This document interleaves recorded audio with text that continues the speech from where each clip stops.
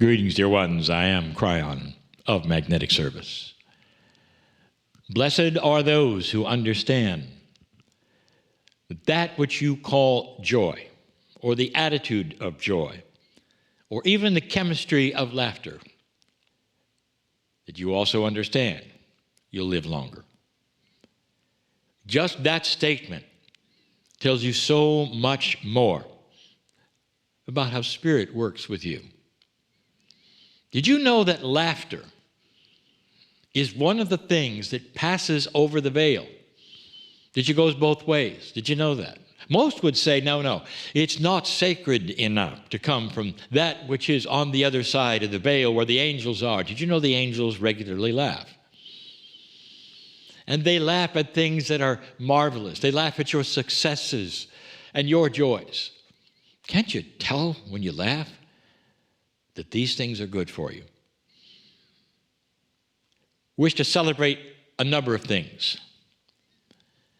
But I think the thing I want to celebrate the most is when a human being gives allowance for the unknown. Today you're going to hear a story. My partner will be interviewed, and he's going to tell you the story of Kryon. Now, the reason I'm giving you this channel is that I was there.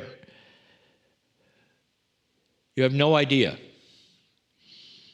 how much the angels smiled when this man decided, in all of his 3D-ness and all that his unbelief, for a moment, he allowed the possibility that it was real. And what brought him to that, he'll tell you.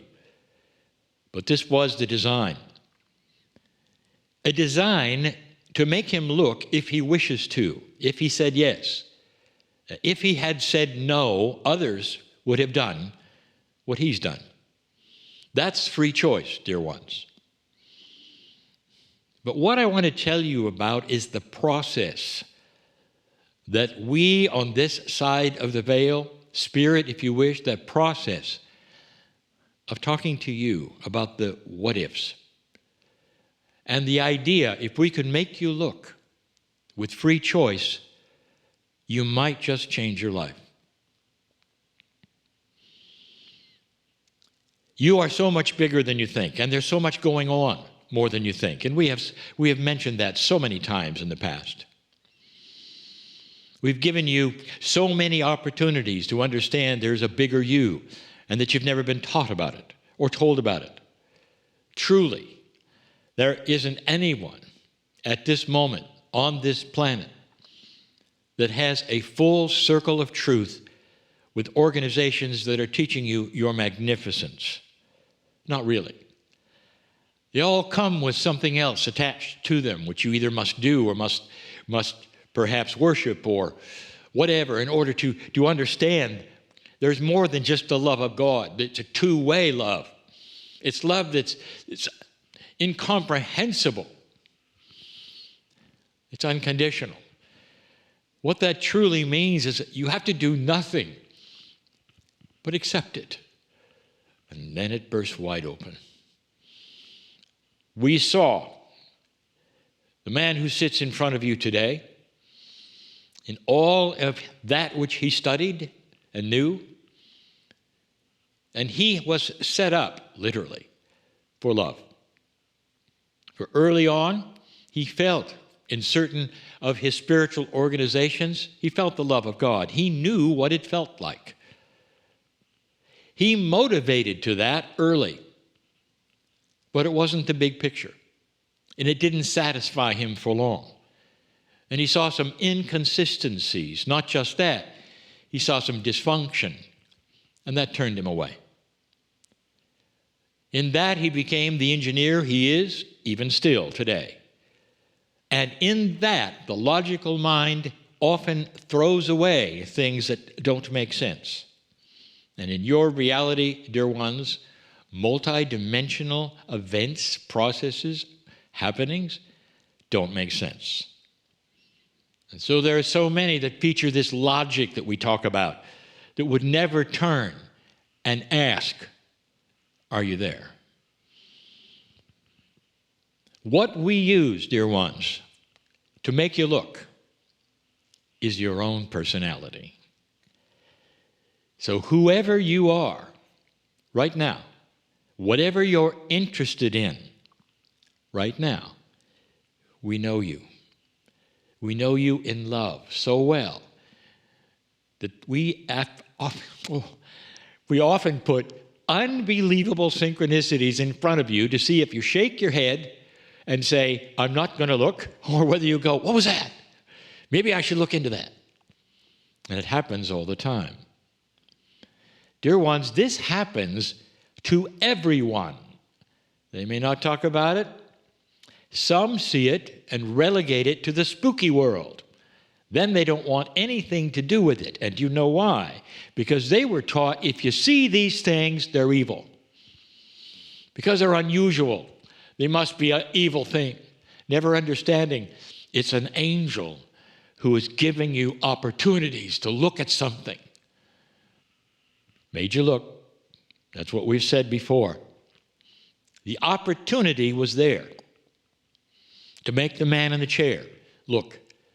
Against all odds, he did. Truly, against all odds. For he had to throw up his logic hands and say, I can't believe in certain things that I actually saw and heard. Therefore, then he did something that I encourage any of you to do. He threw down a gauntlet, as they say. And he said, show me or else. Oh, I love this. We love that. An invitation to walk in and show. And we did. And what we showed him, only he and his personality would have understood. Because we know him. We know what to show, what it is he would relate to, what it is that he would understand. We know that about you too. How many of you said, show me? I don't believe it, but show me. How many of you would listen to a program like this? Perhaps it's your first time. And even doubt that this is real, a channeling from the other side of the veil.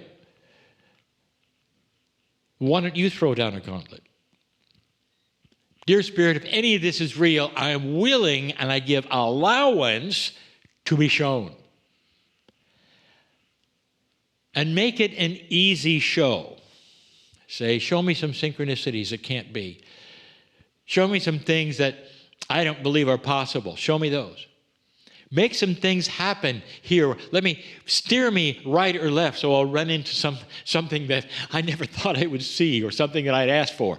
Show it to me. And in that,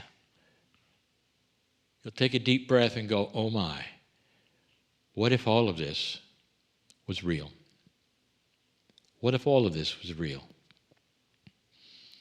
My partner took 3 years. The man in the chair took 3 years to actually come out of that closet of logic and say, it's real.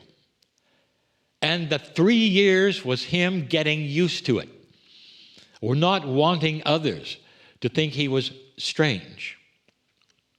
That didn't work because when he came out, they all thought he was strange. All of these things based in fear, it took him 3 years. But once he knew the truth, you couldn't stop it. The snowball was rolling down the hill of love and divinity, of purpose in his life, and the future of what you now know and what you see in front of you, called Kryon. Dear ones, this is the way it works. So I want to tell you yet again that even as you sit there, those around you, anyone you know, we have a way of suggesting perhaps there is more. You have free choice. So if you're not going to look, that's your free choice. But it doesn't stop us from poking a little. And we do, in love, Take a look. Do you really think this could have happened unless there was another energy involved, you might ask? Some are quite happy to relegate all of this to the spiritual organization they are in.